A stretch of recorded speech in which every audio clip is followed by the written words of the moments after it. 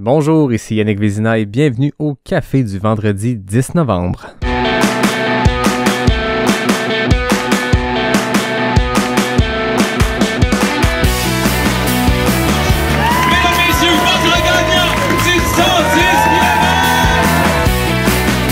Si tu commences à te sentir bien en courant un ultramarathon, fais-toi-en pas, ça va passer.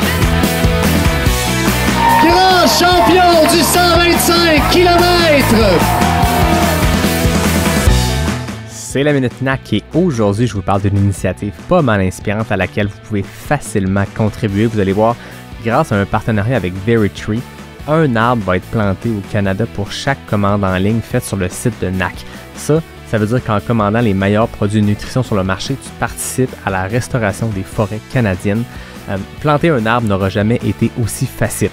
La province ciblée dans l'initiative, c'est la Colombie-Britannique suite aux feux de forêt qui ont rasé plus de 1,3 milliard d'hectares. Vous savez, on pratique un sport qui est intimement lié à la préservation de nos forêts, puis si on veut pouvoir le pratiquer longtemps, il faut prendre soin de notre terrain de jeu. Pour contribuer à la plantation d'arbres, va sur le nac.com, remplis ton panier avec des produits et pour avoir 15% de rabais, utilise le code promo pas sorti du bois, PASSORTIDUBOIS. Merci NAC pour la belle initiative, merci à vous qui allez aller acheter des produits pour planter des arbres et tout le monde, je vous souhaite un bon épisode. Ouais, on n'est pas sorti du bois, hein? Bonjour tout le monde, bienvenue à ce 170e épisode de Pas sorti du bois. Écoutez, aujourd'hui, retour du Café du vendredi, un format que j'avais amené à répétition au printemps.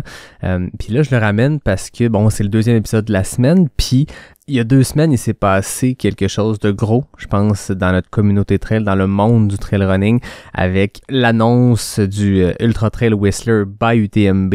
Ça a fait couler beaucoup d'encre. On entre dans le détail un peu plus tard dans l'épisode. Si vous vous rappelez, le Café du vendredi, souvent, je commençais avec une espèce de tour d'horizon de ce qui se passe sur la planète trail et je terminais avec un invité, souvent quelqu'un qui était déjà venu au podcast où on abordait un sujet un peu plus précis. J'utilise le format du Café du vendredi pour aborder le sujet justement de l'Ultra Trail Whistler, de ce qui s'est passé entre Ironman, UTMB, la Whistler Alpine Meadows qui avait lieu depuis plusieurs années, bref. Tout ça avec Samuel Ouellette que j'avais déjà reçu à l'épisode 57. Samuel, il est le directeur administratif du pôle sport HEC Montréal. Il est aussi chargé de cours à l'Université de Sherbrooke. Puis Samuel, au-delà de tout ça, c'est un coureur d'ultra, c'est un coureur de trail. C'est un gars qui est passionné par notre sport. Si vous suivez Pas sorti du bois sur les médias sociaux, c'est avec lui que je faisais le club de lecture que je fais encore. Je pense qu'on va ramener ça parce que ça fait un petit peu de temps qu'on l'a fait, mais où Samuel et moi, on vous proposait de la lecture, des livres, des ouvrages sur notre sport, sur l'endurance, des sujets qui pouvaient intéresser les auditeurs, les auditrices de Pas sorti du bois. Puis Samuel, c'est surtout un excellent vulgarisateur, puis je pense que c'était la meilleure personne pour pouvoir analyser toute cette histoire-là en mettant un peu de côté l'émotion, parce que on est une communauté qui est passionnante, une communauté qui est vibrante, puis des fois des annonces comme ça, où il y a apparence de scandale, où on sent qu'un des nôtres, dans ce cas-ci, Gary Robbins, qui est un coureur bien connu, on sent qu'un des nôtres a été floué ou peu importe. On a senti un mouvement de masse, un mouvement international de support, oui, mais rapidement, les gens sont tombés dans l'émotion, dans des appels au boycott et tout ça, puis je me disais, Pas sorti du bois, j'ai la chance que ce soit un média qui est indépendant, dans le sens où il n'y a personne qui paye Pas sorti du bois pour avoir des opinions de quelconque part. Puis je voulais avoir vraiment une discussion factuelle sur ce qui s'est passé, puis sur ce qu'on sait réellement pour analyser tout ça, puis oui, en tirer des conclusions, puis oui, rester dans l'émotion parce que on veut protéger notre sport, mais je pense que c'est important des fois de laisser la poussière retomber après quelques jours. Je pense que c'est bon des fois de revenir aux faits puis d'analyser ce qui se passe, puis même si moi des fois je tombe un peu dans l'émotion, vous allez voir dans la discussion, Samuel, est extrêmement intéressant, puis demeure dans les faits, puis dans une situation comme celle-là, faut quand même se baser sur les faits puis voir qu'est-ce qui en ressort. Samuel, comme je vous le disais, je l'avais reçu à l'épisode 57, justement au moment où l'UTMB annonçait cette fusion-là, ou en tout cas cette collaboration-là étroite avec Ironman pour la nouvelle UTMB World Series. 2 ans plus tard, on s'était dit on laisse la chance aux coureurs. Voyons si ça valait la peine de laisser la chance aux coureurs.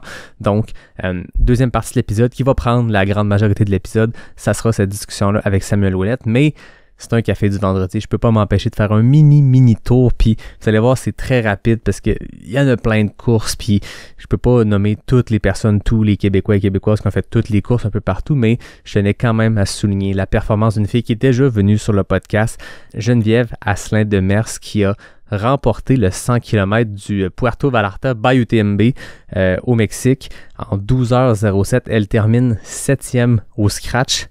Première femme, bien sûr, avec quasiment 50 minutes d'avance sur la deuxième. Une immense performance pour une fille qui a eu une immense saison.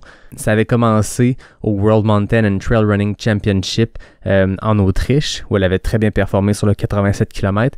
Mais de retour au Québec, à partir du mois de juillet, elle a tout explosé. Elle a remporté le QMT 110. Elle a remporté l'Ultra Trail des Chic-Chocs sur le format 45 km.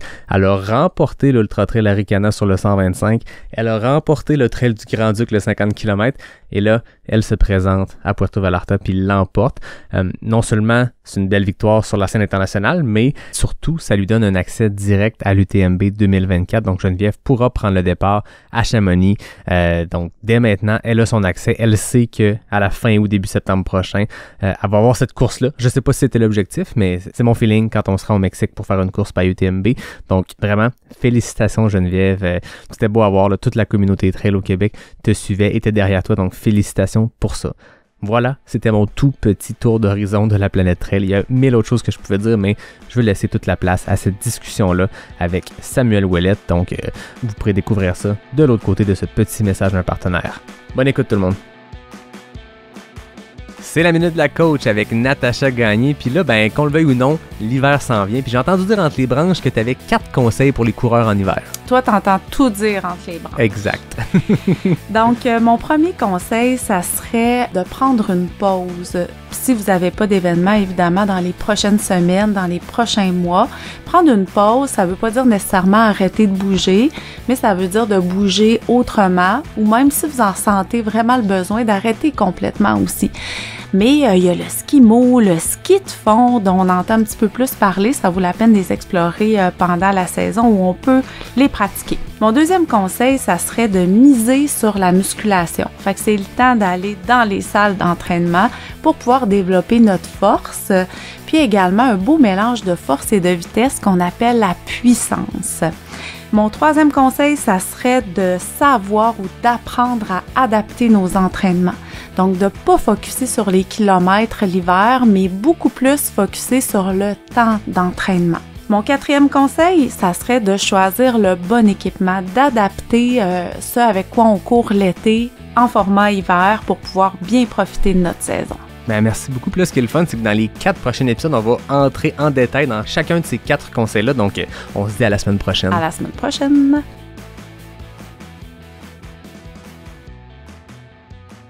Samuel Ouellette, bienvenue à Pas sorti du bois. Bonjour Yannick. On s'était parlé à l'épisode 57 il y a quelques années. T'es directeur administratif du pôle sport HEC Montréal. Puis ça avait été extrêmement intéressant cette première discussion-là pour comprendre un peu les derrières du sport comme le trail parce que oui, il y a les courses qu'on aime tant, il y a le sport qu'on aime tant, mais il y a toute une industrie derrière ça. Puis ça avait été extrêmement intéressant d'en jaser avec toi à l'époque. Donc, je pense qu'aujourd'hui, on a beaucoup à jaser. Ben, tout à fait. On va essayer de faire court vu le format du café du vendredi, mais je pense qu'on pourrait en parler pendant des heures. Exact. Je vais te passer la balle pour que tu expliques un peu ce qui s'est passé, mais il y a 2 semaines, on a vu une réaction mondiale de la communauté trail par rapport à l'annonce de l'Ultra Trail Whistler by UTMB. Puis il y a beaucoup d'histoires derrière ça, au-delà de cette annonce-là d'une première course canadienne by UTMB dans la série de la World Series. Il y a aussi tout le contexte de comment cette course-là est née sur des parcours quasi similaires à une course qui s'est vue refuser un permis, une course qui était là depuis 7 ans, qui est la Whistler Alpine Meadows, qui est organisée par Coast Mountain Trail Running. Puis, pour ceux qui connaissent moins cette compagnie-là, c'est eux qui sont aussi derrière le Squamish 50, qui est bien reconnu dans la communauté trail. Et l'homme derrière ça, le visage de cette organisation-là, ben, c'est Gary Robbins, qui est un coureur de trail canadien extrêmement aimé, mondialement aimé. On se rappelle de son finish crève-cœur à la Barclay. C'était lui qui avait terminé 6 secondes après le cut-off, qui avait quasiment terminé cette course-là. vous allez comprendre pourquoi plus tard je prends le temps de mettre ça en contexte parce que dans cette histoire-là, dans ce mouvement mondial-là, il y a aussi le fait que les gens aiment beaucoup cette personne-là, aiment cette organisation-là, puis il s'est passé plein de choses, mais j'aimerais que tu nous fasses un retour sur les faits. Puis je tiens à le dire avant qu'on se lance vraiment dans la discussion, le but aujourd'hui, c'est d'exposer plus les faits. Il y a eu des réactions très émotives, puis c'est tout à fait normal. Moi, le premier, j'étais comme, qu'est-ce qui se passe? On est en train de voler une course, blablabla. Puis à un moment donné, tu prends un pas de recul, puis le but aujourd'hui, c'est pas de partager notre opinion sur le truc. Je pense que c'est plus de revenir aux faits, puis c'est là que ton approche plus scientifique est importante parce que moi, le premier, des fois, je suis bien émotif dans ces affaires-là, puis c'est notre communauté, puis on l'aime. Donc, je te passe la parole, mais peux-tu nous expliquer concrètement ce qui s'est passé depuis l'annonce en février dernier que la Whistler Alpine Meadows, la WAM, allait pas revenir? Ouais, oui, tout à fait, Yannick. Ben, tu sais, je partage ton opinion, là. La réponse de la communauté trail, elle a été à son image. C'est-à-dire, c'est une réponse qui est remplie de passion. Puis, tu sais, avant de débuter, c'est important de reconnaître tout le travail réalisé par Gary et son équipe au cours des dernières années. Puis, je pense qu'il y a là, effectivement, peut-être une corde sensible et pourquoi on réagit ainsi. Pour refaire un peu le fil des événements, les gens ont probablement lu le blog de Gary, puis il y a plusieurs articles et épisodes qui ont sorti autour de ça. Mais on parle d'une course qui avait lieu depuis plusieurs années dans la région de Whistler, Blackcomb, en Colombie-Britannique. On a en 2022 une course qui a lieu, mais selon Gary, avec plusieurs complexités, notamment au niveau là, des permis et des accréditations autour des équipes de soins de santé, des mesures d'urgence notamment. Et pour 2023, il retourne s'asseoir avec le propriétaire du village Whistler, là, qui est Vail Resorts, qui est une société américaine basée au Colorado, qui a fait l'achat de Whistler en 2016. Et là, il y a une absence de réponse de la part de Vail Resorts. Gary fait des relances. Il finalement rencontre la haute direction du complexe. Hein, puis, il faut comprendre qu'un complexe comme Whistler, quand on parle de tourisme sportif, l'accueil d'un tel événement, c'est avant tout une affaire d'hôtellerie. C'est un nombre de nuitées, c'est un nombre de chambres. Et on arrive finalement face à une situation où il n'y a pas d'issue, où Gary, les demandes qui sont faites à son égard et à son équipe, on peut pas y répondre. Donc, il retire. Hein, il l'a annoncé, je crois, en février dernier, comme quoi que sa course n'aurait pas lieu en 2023. Il n'y a pas beaucoup d'informations qui circulent à ce moment-là. Puis là, aujourd'hui, on comprend là qu'il était sous le sceau de la confidentialité, notamment avec des trucs légaux, avec le légal. Et la surprise, on apprend un peu plus tôt ce mois-ci qu'il y aurait une nouvelle course à Whistler, propulsée par le groupe UTMB en collaboration avec le groupe Ironman pour faire suite à notre discussion de septembre 2021. Et là, on se pose plein de questions. On se pose des questions d'ordre moral, éthique. Est-ce que les dés étaient déjà pipés dès le départ? Et donc, c'est en réponse à cette réaction, puis notamment du blog de Gary, puis il le dit, hein, il l'a communiqué, il ne croyait pas que son blog allait susciter une telle réaction, parce que la réaction, elle a été, tu l'as dit, mondiale. C'est-à-dire qu'on ne s'est pas arrêté à la communauté, par exemple, de l'Ouest canadien. Ça a été repris par des médias spécialisés américains, ça a été vu en Europe. Donc, c'est vraiment le phénomène global. Puis, c'est à l'image de l'UTMB, c'est un phénomène global, c'est unique dans l'univers du trail en termes d'attractivité. Donc, c'est sûr que tous les yeux sont rivés sur les actions que prennent aujourd'hui UTMB. Mais si je peux ajouter pour juste les gens qui écoutent, je vous encourage à aller écouter l'épisode 57 avec Samuel, mais pour le bien de la cause, de la discussion en ce moment, faut juste rappeler, il y a plusieurs intervenants, plusieurs acteurs dans cette histoire-là. L'UTMB World Series, c'est une série mondiale d'une 40aine d'événements propulsée par l'équipe de l'UTMB. Mais quand l'UTMB, la course, a lancé l'UTMB World Series, la série mondiale, ils se sont associés avec Ironman, qui est un groupe, bien sûr, connu pour les Ironman, les triathlons, mais c'est un groupe qui, éthiquement, est connu pour avoir fait plusieurs fautes à travers le temps. C'est un gros groupe qui vaut des milliards de dollars. Je veux dire, sont là pour des intérêts financiers. Déjà là, ça fait peur quand on parle d'une communauté trail qui est très grassroots, qui est très Tu sais, je veux dire, à part l'UTMB, c'est rare que les courses font beaucoup d'argent. Puis là, tu avais les Ironman qui arrive avec ses grosses bottes dans ce sport-là. Ça avait déjà fait peur. Puis je pense que fallait laisser la chance aux coureurs pour ne pas faire de mauvais jeu de mots, dans le sens où l'UTMB, c'est une entreprise familiale.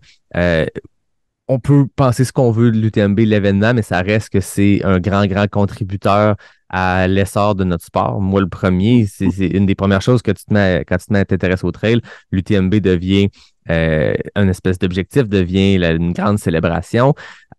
Donc, ça avait fait des vagues à l'époque, cette association-là. Puis il faut comprendre que Ironman, dans son mandat là-dedans, s'occupe de la gestion nord-américaine ou américaine du continent. Donc, l'UTMB, l'équipe familiale des Poletti, gère le reste du monde, mais Ironman est vraiment sur le continent américain. Puis, l'UTMB World Series, la particularité, c'est que les courses qui joignent deviennent des by UTMB. Donc, Grindstone 100, un 100 000 dans l'Est américain, est devenu Grindstone by UTMB au moment où ils ont rejoint la série. Puis, par en arrière du rideau, ce qui se passe, c'est que Ironman sur le continent américain ou l'UTMB dans le reste du monde devient propriétaire de 50% de la course. Donc, quand on voit des Speed Goat, des Grindstone, des courses comme Kodiak aux États-Unis qui ont rejoint le by UTMB, c'est qu'ils ont vendu au minimum 50% de leur part au groupe Ironman. Mais là, dans ce cas-ci, puis dans d'autres cas, comme il n'y a pas tant de courses qui ont voulu vendre au début de la série, c'est qu'on crée des événements à des endroits. Puis c'est là où en ce moment ça a été particulier, c'est que je pense qu'ils ont créé Puerto Vallarta by UTMB. À ma connaissance, limité là-dessus, je pense qu'il n'y avait pas de course sur ce territoire-là, dans cette région-là. Fait qu'on crée quelque chose from scratch. Là, dans ce cas-ci, je pense que c'est la première fois dans l'essor, le développement de l'UTMB World Series, où là, on crée une course sur le territoire d'une autre, mais après que cette course-là, comme par hasard, se soit vu retirer un permis sans trop de raisons évidentes. Ça, c'est comme ça que les gens l'ont reçu, comme ça que les gens l'ont perçu.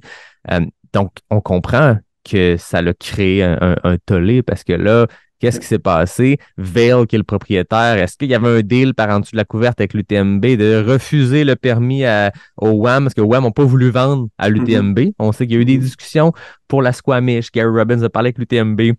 Veux-tu nous vendre 50% de la Squamish 50? Ça serait Squamish by UTMB. Les discussions ont pas mené à ça. Fait que c'était même pas par rapport à la Whistler, mais c'est dans le même coin, c'est la même organisation. Est-ce que par en dessous, l'UTMB a dit, ben, fuck it, nous, on va s'arranger avec Vail kick out la Whistler Alpine Meadow, puis nous, on va venir s'installer sur ce territoire qui a un potentiel immense. Tu sais, Gary le disait, eux, à long terme, avaient une vision que la WAM allait devenir du calibre UTMB sur le continent américain. Bref, je pitch beaucoup d'affaires, mais ça montre un peu pourquoi il y a eu cette réaction émotive-là, parce que là, je suis allé avec une explication moins factuelle puis plus émotive il y a l'air d'avoir un complot là. Encore aujourd'hui, si on regarde les faits, il pourrait avoir un complot, il pourrait ne pas l'avoir. Mais c'est sûr que dans une réaction émotive, qu'on veut protéger notre sport, qu'on aime notre sport, qu'on aime tous Gary Robbins parce qu'on a tous vu la vidéo qui pleure à l'arrivée de la Barclay puis qu'on l'aime donc. C'est un père de famille, c'est un gars impliqué, c'est un gars passionné, c'est un gars comme nous autres, c'est un passionné de trail pur et dur.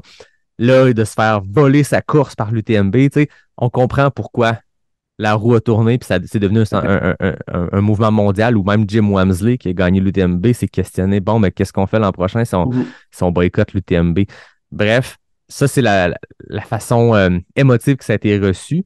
D'un point de vue factuel, en ce moment, si je ne me trompe pas, il pourrait ne pas avoir de complot. Ben, je suis un optimiste, je ne crois pas qu'il y a complot. Il peut y avoir cependant peut-être certains choix ou certaines stratégies où on peut douter de la morale ou de l'éthique. Ça, c'est déjà le mot complot est lourd de sens, là. Oui, mais, il peut y avoir des enjeux moraux, des enjeux éthiques, mais tu sais, ce que tu expliques sur notamment le développement de la série mondiale de l'UTMB, c'est des stratégies d'affaires qu'on voit dans tous les autres secteurs d'activité. Des fusions-acquisitions, on en voit dans plusieurs industries, des stratégies de domination, donc c'est-à-dire un gros joueur qui arrive avec d'importantes ressources humaines, financières, d'intelligence, arrive sur un marché puis va essayer de le dominer. Après, quand on est partie prenante du marché, comme toi, comme moi, puis comme les auditeurs, ben on réagit. Puis en 2023, ben on peut juger de la performance financière d'une organisation. Tu as parlé d'Ironman. Ironman, lors de sa transaction en 2020, il a été vendu à un conglomérat chinois là, qui s'appelle Wanda, une transaction évaluée à 850 millions de dollars. Donc, il y a beaucoup d'argent impliqué, il y a des intérêts, puis c'est des entreprises privées, là. Ça, il faut Ouais. le régler. La motivation de l'organisation, c'est avant tout de générer des revenus puis d'assurer la profitabilité. Mhm. C'est ça qu'on parle dans le monde du sport, dans le monde des arts, dans le monde de la culture. L'entreprise privée va avant tout chercher à générer. Puis de là, ils peuvent aussi se doter de politiques responsables. Tu sais, on parle de plus en plus aujourd'hui des facteurs ESG, là.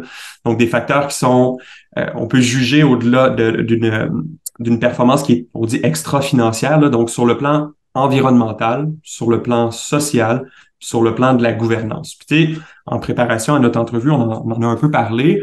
Ben pour moi, quand je juge de la situation, je questionne certaines responsabilités parce qu'on le sait que la mise en place d'une course au Canada by UTMB, sur le plan environnemental, c'est sûr que dans la quête des Running Stones, on peut présumer qu'il va y avoir plus de déplacements avions, voitures qui seront occasionnés par la course parce que, ben, tu l'as dit, dans cette nouvelle mouvance, ben, les gens vont chercher à aller vers des événements par UTMB. Moi, parmi des coureurs québécois, j'en connais qui, dans la dernière année, ont fait des voyages 2 ou 3 fois en Europe, 2 ou 3 fois aux États-Unis. Pourquoi? Ben, ils sont en quête de Running Stones. Donc, sur le plan environnemental, moi, je pense que la présente décision, elle aura des conséquences plus négatives là, sur le plan de la C'était ça performance. la critique, excuse, je te coupe dans ton flou, mais c'était ça la critique à l'arrivée de l'UTMB World Series, puis ce nouveau système-là, où auparavant, toutes les courses qui donnaient des points ITRA étaient nécessairement qualificatives pour l'UTMB. Moi, je me suis qualifié pour l'UTMB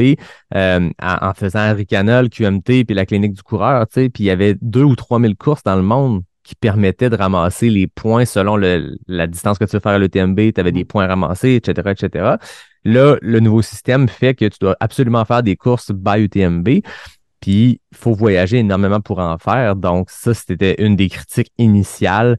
C'est d'un point de vue environnemental. Puis l'UTMB a des beaux programmes où ils veulent, ils disent protéger l'environnement et tout ça, des beaux programmes. Mais en même temps, tu obliges les gens à voyager. Puis, tu sais, je veux dire, après ça, on peut décider de ne pas faire l'UTMB, mais je le comprends, le rêve du coureur. Puis, tu sais, dans toute cette discussion-là, je veux pas démoniser personne. Puis, on a vu beaucoup d'appels au boycott qui ont été faits dans les derniers jours.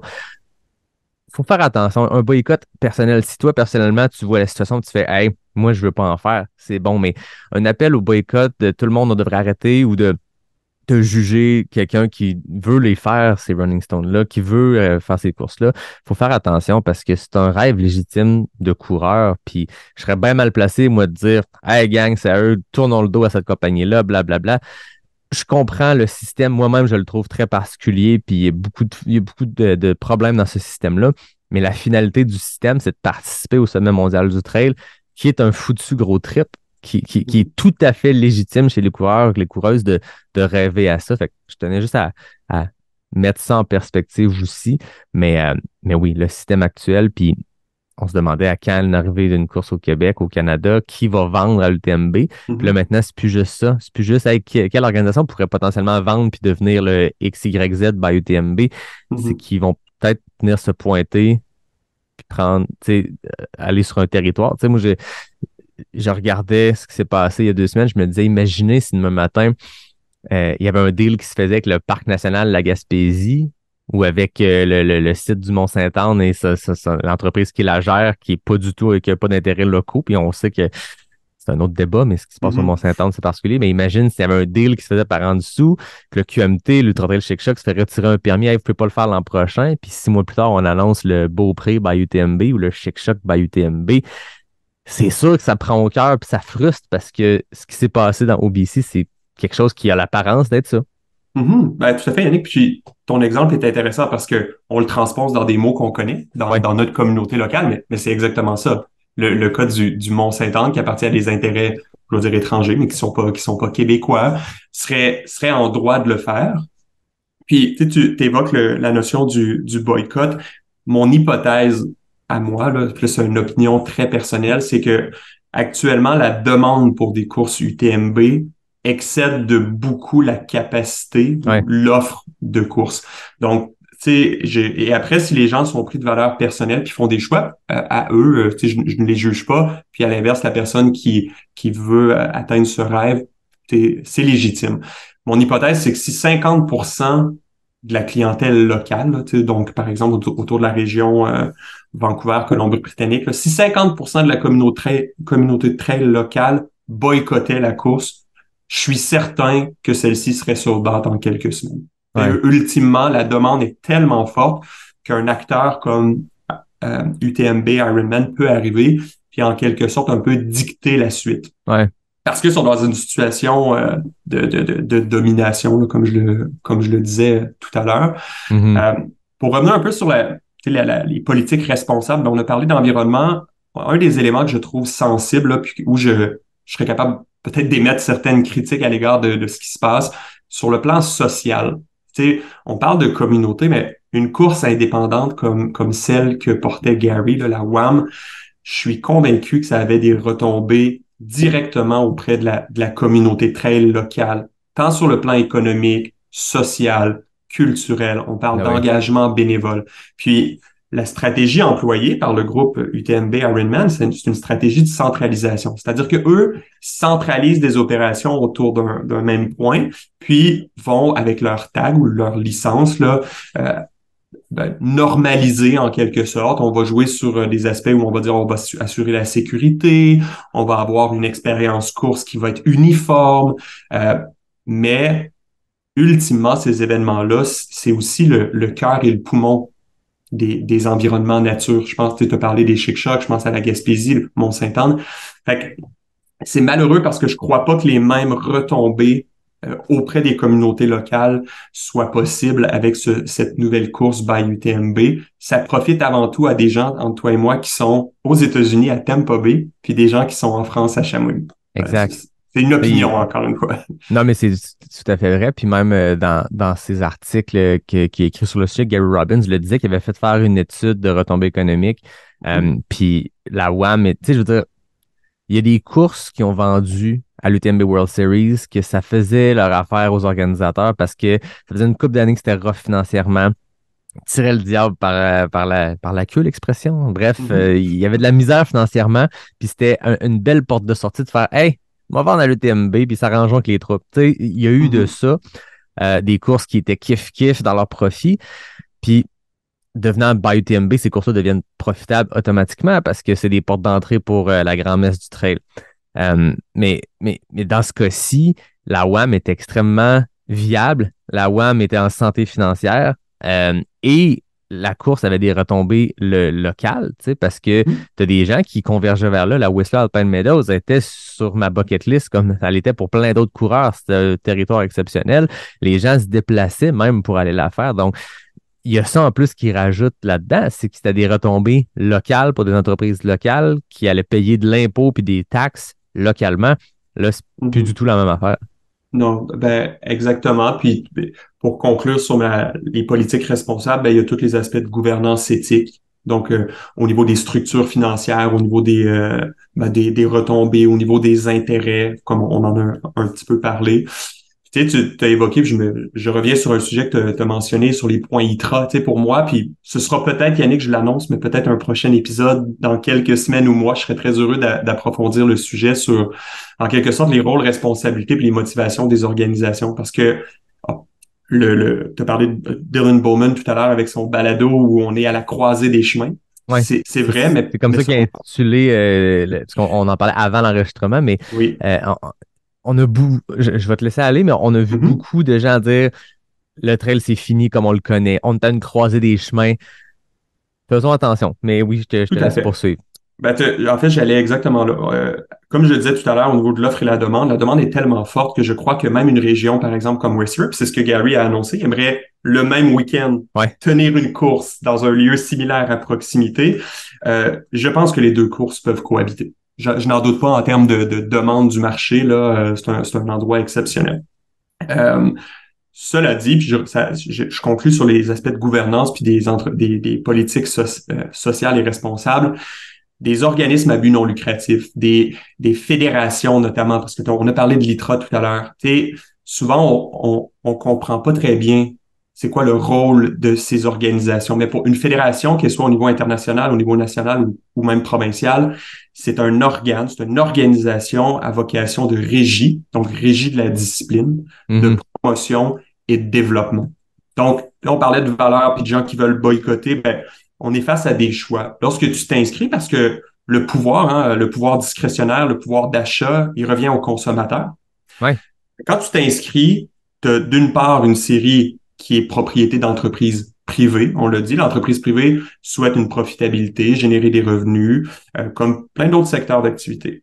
Mais de l'autre côté, quand tu adhères à des courses locales qui sont parfois caritatives, sous la gestion d'organismes à but non lucratif, qui sont sanctionnés par une fédération, ce que tu encourages, c'est le sport, c'est la régie, la promotion, le développement. Je trouve ça important à dire parce que c'est quelque chose qui est méconnu, le rôle qu'occupent les fédérations au sein des écosystèmes sportifs. Puis on a parfois aussi des scandales qui entachent les fédérations. Tu sais, on n'est pas dans le train, mais pensons à la FIFA. C'est une fédération qui a, elle, quelques scandales à son actif.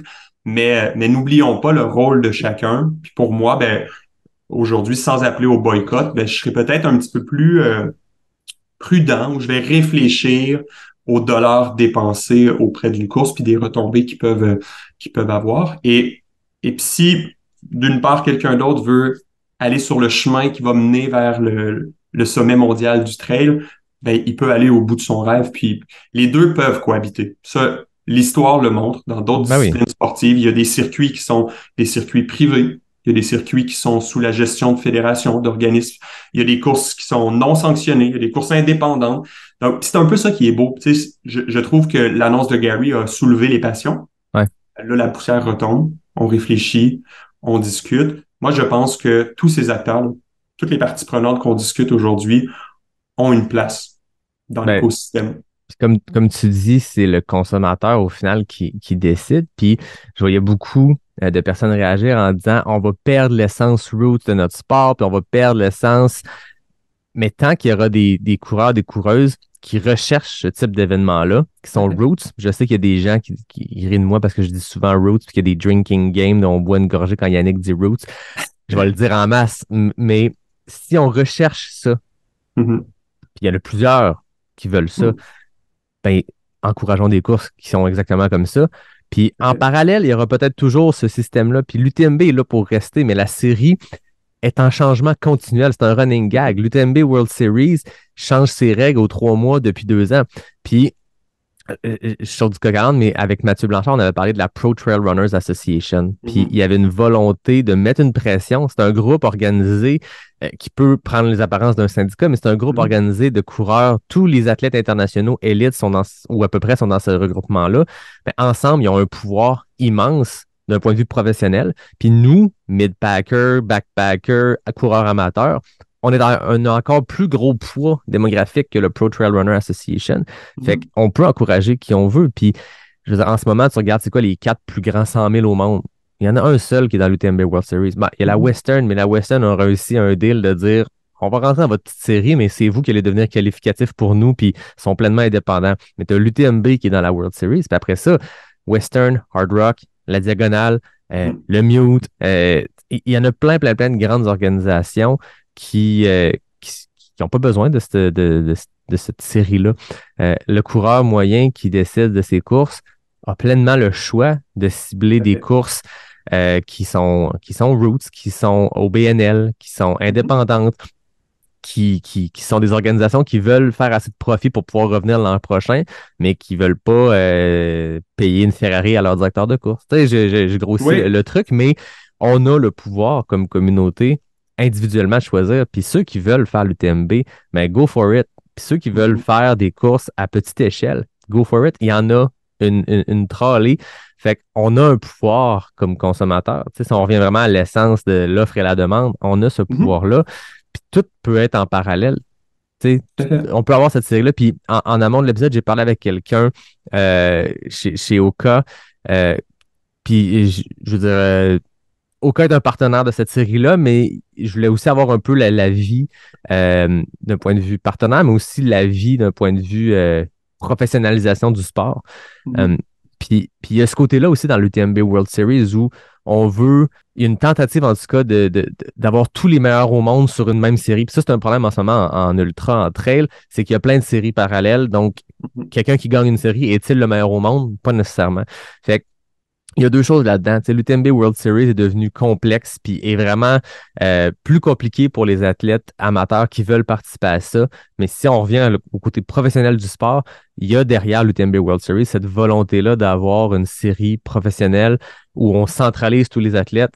Mais encore là, ça, c'est l'objectif. Mais si une décision comme ça mène à des athlètes qui s'en retirent, mène à peut-être la Pro Trail Runners Association a le pouvoir de mettre des pressions là où ils veulent parce que si tous les athlètes de haut niveau, les 20 meilleurs cas Titra, hommes et femmes, décident qu'ils boycottent l'UTMB. C'est n'importe quoi, c'est pas ça le cas.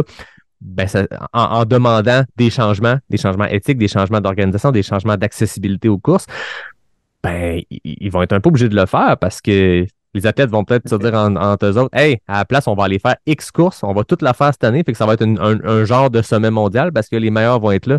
Tu sais, si demain matin, Kylian, Courtney, Katie, Mathieu, Marianne décident tous ensemble d'aller faire la trail de la clinique du coureur. Ou la nouvelle course de Gary. Ou la nouvelle course de Gary. Ou n'importe quelle course de quartier, peu importe. Ben, ça va être ça, ça va devenir ça, le sommet mondial, entre guillemets. Tu sais. Fait que tout ça pour dire que le consommateur a un pouvoir là-dedans. Puis des fois, on peut avoir l'impression qu'on subit les aléas, les changements de décision de ces compagnies-là. Mais chacun a son choix de faire ce qu'il veut, puis c'est important de le rappeler. Ben, tu sais, j'avais envie d'ajouter à ça, quand tu parles d'athlètes professionnels, ben, effectivement, en fait, si l'UTMB est un phénomène dans le monde du trail, notamment en termes d'attractivité médiatique, c'est avant tout parce qu'on y retrouve les meilleurs coureurs. Si ceux-ci ne sont pas présents à la ligne de départ, c'est très possible que toi, tu ne produises pas un balado spécial UTMB. C'est très possible que comme consommateur d'un média, je ne l'écoute pas, puis je prenais connaissance des dernières données. Le live trail de l'UTMB, la rediffusion, c'est 100 millions de minutes visionnées en 2022. Ouais. C'est beaucoup de gens qui, le temps d'un week-end, se tournent vers cet événement pour le consommer, pour le regarder. Puis ça, tu peux imaginer que ça a des retombées économiques, tu sais, dans le développement d'affaires, dans l'exposition des commanditaires, des différents partenaires aussi. Ouais. Tu sais, peut-être pour nous amener vers une conclusion, là, je pense que parfois, il faut nuancer nos propos. Parce que pour moi, l'UTMB, depuis 2021, depuis qu'il y a eu, si on se rappelle, hein, on a fait l'épisode quelques semaines suite à l'annonce Ironman UTMB, il y avait à ce moment-là encore beaucoup de mauvaises informations. C'est-à-dire qu'on était plus dans une logique de collaboration. C'est pas un qui englobait l'autre et vice-versa. Mais depuis, à mes yeux, le groupe UTMB a un peu le tag du gros méchant loup. Mais derrière tout ça, il faut reconnaître tout ce que l'UTMB a fait pour le sport, puis continue de faire aujourd'hui. S'il y a, j'évoquais tout à l'heure, 100 millions de minutes visionnées le temps d'un week-end pour ce sport qui nous passionne, ben c'est avant tout parce qu'il y a des visionnaires, il y a des gestionnaires qui, derrière, depuis 20 ans, ça fait plus de 20 ans, ont construit cet événement remarquable. Est-ce qu'ils font tout bien? Est-ce qu'ils font des erreurs? Est-ce que le présent cas avec la course à Whistler, il y a, par exemple, une absence de communication, de communiqué de la part du groupe UTMB qui aurait peut-être permis d'éviter cette tempête là, qui a suivi probablement. Puis en sont pas la première faute de communication. Là. C'est ce qu'on disait avant d'enregistrer, ça a été un fiasco communicationnel. Tu sais, je veux dire, moi, là-dedans, je bois tes paroles, puis j'écoute les concepts économiques dont tu parles, puis je comprends mieux la situation. Moi, mon expertise dans la vie, c'est la communication, gestion de crise. Je peux dire que c'est un fiasco monumental parce que, première chose, il annonce la course en mentionnant « Merci à l'équipe du WAM pour la collaboration ». Alors qu'il n'y a eu aucune collaboration, ils ont su 12 heures avant l'annonce que l'UTMB débarquait avec ses gros sabots sur leur parcours carrément, puis en donnant l'impression de voler une course. T'sais. Fait que de un, il y a eu ça comme erreur de pourquoi tu remercies une équipe qui t'a pas aidé? Je veux dire, tu viens juste prendre leur course en apparence, je dis. Puis après ça, ben là, au moment de la diffusion, peut-être qu'il va y avoir une réponse finalement qui va être sortie de l'UTMB, mais en ce moment, au moment où on enregistre, ça fait une dizaine de jours, cette annonce-là, quasiment 10 jours, toujours aucune réponse de personne. c'est un problème majeur. Quand tu vis une crise, il faut que tu communiques là-dessus. Quand il y a un mouvement mondial qui se fait quasiment contre ton organisation, avec des appels au boycott, avec tout ça, je veux dire, chaque journée qui passe sans que tu communiques ta version des faits, je veux dire, ça s'amplifie, puis c'est une courbe qui est exponentielle. Tu sais, on est là à jaser, toi puis moi, puis on a repoussé l'enregistrement pour plein de raisons, mais on l'a repoussé en se disant aussi, hey, peut-être qu'il va maintenant avoir une réponse du TMB. On n'en a toujours pas. Puis dans un podcast où Gary Robbins est allé avec Dylan Bowman en jaser, et il disait, tu sais, on peut laisser encore le bénéfice du doute. En février, la WAM annonce qu'ils ne reviendront pas parce que enjeu de permis avec Vail et tout ça. C'est tout à fait possible que la semaine suivante, l'UTMB ait cogné à la porte de Vail et faire hey, on voit que le WAM n'aura pas lieu. Nous, c'est un territoire qu'on trouve beau, puis ça serait le fun de faire une course. Qu'est-ce qu'on peut faire, nous, pour reprendre un peu le flambeau de ça? Tout ça aurait été légitime.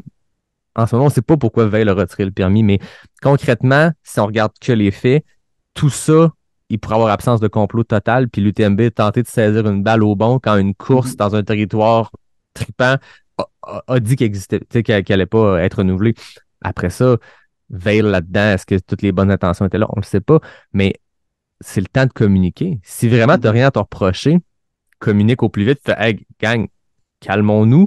Nous, on a saisi une opportunité un mois après une annonce d'une course annulée sur un territoire qu'on pensait avoir un grand potentiel. Point final. Est-ce qu'on l'aurait cru? Peut-être, peut-être pas. Mais communique. En ce moment, ça fait 10 jours que le monde se font juste continue de mettre de l'huile sur le feu, de dire OK, ça n'a pas de sens ce qui s'est passé. Puis en plus, ils ne communiquent pas. En plus, ils ne réagissent pas. Donc, ils doivent vraiment avoir de quoi se reprocher. Alors que c'est peut-être pas le cas. Fait que ça, c'est une erreur communicationnelle. La dernière chose que je t'écoutais, puis je me disais, faut séparer les choses quand même d'un point de vue entreprise, parce que oui, il y a une association Ironman et UTMB, mais j'ai parlé à des gens en préparation de l'épisode. En Europe, l'UTMB a absolument rien à se reprocher de ce que j'ai su, de la connaissance des gens à qui j'ai parlé, par rapport à la gestion des courses, par rapport à la prise de possession de certaines courses. Là, en ce moment, c'est Ironman qui gère le continent américain, puis je veux quand même séparer un peu. L'UTMB ne nous a pas donné d'argent pour qu'on dise ça. On regarde factuellement. L'UTMB s'est associé avec Ironman, puis lui a donné la gestion nord-américaine. Peut-être que ça, c'est une erreur. Ironman est connu pour ses pratiques douteuses à travers l'histoire. Ce qui s'est passé à Whistler, si on s'en suit à la logique organisationnelle de la compagnie, c'est Ironman qui a géré cette patente-là. L'UTMB, c'est encore une entreprise familiale avec son siège social à Chamonix qui a des valeurs qui semblent être alignées avec les valeurs du trail, qui semblent avoir fait les bonnes choses dans les acquisitions des courses qui sont devenues by UTMB sur le continent européen. Personne n'a pas de faute, personne n'est parfait là-dedans, mais je pense qu'il faut quand même diviser un peu. Puis s'il y a eu une erreur sur l'histoire de Whistler, s'il y a des choses qui ont été faites qui étaient douteuses sur l'histoire même de Whistler, c'est pas monsieur et madame Poletti à Chamonix qui ont collé à la shot. Dans le sens qu'il y a beaucoup de monde impliqué. C'est une entreprise qui est en train de grossir énormément. Il y a eu des fautes internes probablement de communication, de savoir, OK, c'est ça vraiment qui se passe. Mais on pense vraiment que la communauté va pas réagir fortement. Si tu regardes que les faits, c'était prévisible, cette réponse-là de la communauté face à une situation qui semble très louche. Je pense qu'il faut quand même séparer ces deux patentes-là. Je ne veux pas excuser l'UTMB puis le retirer. Il y a une part de faute, si faute il y a, au sens large de l'histoire de Whistler, mais c'est Ironman qui gère sur le continent américain. Je ne sais pas le fin détail de leur contrat puis de comment ils se divisent le travail, mais jusqu'à preuve du contraire, l'UTMB n'a pas fait de move comparable à ça sur le continent américain ou asiatique où ils gèrent les courses. Tout à fait. Tu sais, effectivement, je pense que le groupe Ironman saisit pas très bien le contexte culturel du trail, qui n'est pas celui du triathlon, qui n'est pas celui d'autres sports. Donc ça, il y a un élément, puis on l'évoquait, c'est une méga entreprise, là, le groupe Ironman. Puis le shift se fait beaucoup aussi au niveau où la première proposition de valeur au départ, c'est l'événement sportif. Tu sais, on dit groupe Ironman, on dit c'est une entreprise qui produit des triathlons. Ouais. Mais dans le cas de groupes de cette taille, l'événement, c'est devenu secondaire. Là. Ultimement, c'est des firmes de communication, de marketing sportif, de commercialisation. Puis l'événement sportif, qu'on s'attend qu'il soit l'activité clé de l'organisation, n'est plus. la proposition de valeur, elle va tourner autour de plein d'autres choses Ouais. que l'activité en soi. Puis là Fait que est le problème comme fan du sport de regarder ça, parce que nous, ce qu'on veut, c'est que les compagnies aient des intérêts pour le sport. Quand on regarde nos petites organisations, je dis petites, c'est des grandes organisations au Québec, mais comparé au groupe Ironman, c'est une bénérie. Quand on regarde des Arcana, des QMT, Bromont, name it, là, toutes les courses qu'on a au Québec, c'est tout mené par des gens de passion qui trippent sa communauté, qui sont à la base des fans de sport, des fans d'événements, des fans de nature, de plein air, d'environnement. C'est aux antipodes versus une multinationale milliardaire qui gère une série. Fait que c'est sûr qu'il y a un clash immense. Puis c'est là, comme tu dis, je pense que c'est un groupe qui saisit mal c'est quoi la communauté trail. Puis je pense que c'est triste, là, c'est froidement, mais eux, tant que l'argent est dans le vert, après ça, le sentiment de communauté, les belles valeurs de communauté, je pense que ça rapporte pas d'argent à l'actionnariat, ça. Complètement. C'est le dernier de leurs soucis. Exact. Puis tu vois, on en a parlé un peu avant, là, c'est un sujet passionnant. Puis je suis déçu de la situation pour Gary Robbins et son équipe, pour tout le travail qu'il fait. Puis, je me permets de le dire à ton micro, là, les promoteurs de courses ne sont pas suffisamment valorisés et reconnus. On comprend pas. On se dit, ils ont mis des drapeaux. Non, c'est complexe. c'est une profession, c'est un métier qu'être gestionnaire d'événements sportifs. Je suis très déçu pour Gary de la tournure des événements. Sa signature, puis celui de Coast Mountain Trail, a toujours été impeccable. C'est une équipe incroyable. Alors, je suis déçu. Cela dit, cet événement-là, selon moi, a sonné un peu une alarme. Parce que dorénavant, cette situation-là, qui est peut-être unique ou une première pour notre communauté dans le développement de la série mondiale sur le territoire Amérique du Nord, je serais pas surpris si au moment où on se parle, il y ait d'autres projets du genre sur le continent. On s'entend, là, c'est un très, très gros marché, c'est un gros territoire, puis il y a énormément de sites qui pourraient accueillir de telles courses. Je pense que pour la prochaine annonce et ou sur le prochain développement de courses by UTMB sur le territoire Amérique du Nord, l'équipe de gestion va faire preuve de prudence. Je pense qu'ils ne voudront pas répéter les graves erreurs commises dans le cas de la course Whistler, Ultra Trail Whistler by UTMB. Donc, pour résumer, très déçu de la situation pour Gary Robbins. Mais aujourd'hui, tous les yeux se braquent sur UTMB Ironman et ils seront scrutés à la loupe pour les prochaines actions. Parce qu'en 2021, quand on a terminé le balado, je me rappelle encore, on a dit « l'avenir nous le dira ». On va voir où ça nous mène. 2 ans plus tard, on voit des conséquences, on en discute, on questionne les motivations. Ben là, on est et c'est peut-être là qu'il y a une croisée des chemins. Finalement, on peut porter un jugement sur une situation. C'est pas notre sport qui est à la croisée des chemins. Je dirais plutôt c'est sa structure, son organisation. Puis, si vous pensez à un voyage dans l'Ouest cet été, ben pourquoi ne pas aller encourager Gary Robbins? Je serais très heureux de pouvoir le faire là, au cours de l'été prochain. Hein. Exact. Je pense que c'est une première victime ish, je veux dire victime au sens large, mais c'est une première victime de ce qu'on se disait, Ironman dans le trail, me semble, ça va être particulier. On en a une preuve. Peu importe si les intentions étaient bonnes ou pas bonnes, d'un point de vue communicationnel, ça a été mal géré. D'un point de vue valeur communauté, ça a été très mal géré. Après ça, qui va aller bénévoler? Parce qu'on s'entend, nos sports, Ironman a bien beau avoir tout le cash du monde. C'est un sport où les courses dépendent principalement des bénévoles. Qui, dans cette région-là, va aller bénévoler pour la course de Whistler pendant que Gary Robbins fait peut-être quelque chose à 30 km à l'est ou à l'ouest, peu importe. Je pense qu'ils vont peut-être pogner quelque chose, je l'espère, c'est mon souhait, pour qu'on comprenne que oui, l'UTMB World Series peut vivre, puis faire ses courses, puis faire ses patentes, mais ils sont pas seuls. Il faut qu'ils collaborent avec les communautés dans lesquelles ils s'installent, il faut qu'ils collaborent avec les acteurs locaux, puis des Gary Robbins, des gens de passion qui sont capables de rendre une injustice locale un mouvement international, comme ce qui a pu se passer, et il y en a plusieurs. Imaginez si une situation similaire se passait ici, ça brasserait, je pense que c'est de même partout. Puis, Ironman a une tâche particulière parce que le continent américain, en termes de trail, n'est pas du tout l'Europe. L'Europe a ces grands événements-là qui sont 100% indépendants et qui sont pas by UTMB avec 2000 coureurs, puis une approche plus spectacle du sport qui est bien correcte, qui est bien légitime. la culture de trail aux États-Unis est différente. Au Canada, c'est différent. On est beaucoup plus dans le petite échelle, le roots. Cheers. Tu sais, je veux dire, il y a ça ici qui est différent. Fait que Ironman ne peut pas juste tenter de recopier ce que l'UTMB fait sur le continent européen en étant ici en disant c'est le même sport, c'est la même communauté. Non, le trail américain, le trail nord-américain est complètement différent dans son approche, dans son type d'événement, dans ce que les coureurs, les coureuses recherchent comme expérience. Fait que c'est comme tu dis, le temps va nous le dire encore. On peut encore se dire que c'est juste le début. Ça fait même 2 ans, cette série-là. Elle a eu le temps de changer de règles 10 fois dans les 2 ans. C'est pas fini. C'est un chapitre dans le livre, mais c'est pas la conclusion. Puis notre sport est pas en danger. On n'est pas une croisée des chemins pour le sport, mais on est une croisée des chemins pour cette série-là. Puis là, les yeux sont rivés. Fait que le futur nous le dira. Mais rappelez-vous, tout le monde, c'est nous qui avons le pouvoir de choisir les courses qu'on veut faire puis d'encourager les organisations qu'on veut. C'est très bien dit, Yannick. C'est un très bon mot de la fin.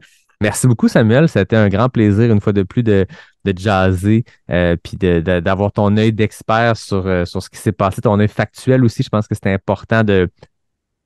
Bon, je suis tombé dans l'émotion puis j'ai raconté des affaires dans l'épisode, mais je veux dire, d'avoir toi, ton côté un peu plus rationnel de la chose, malgré la passion que je sais qui t'anime pour la course. Fait que merci de ton temps.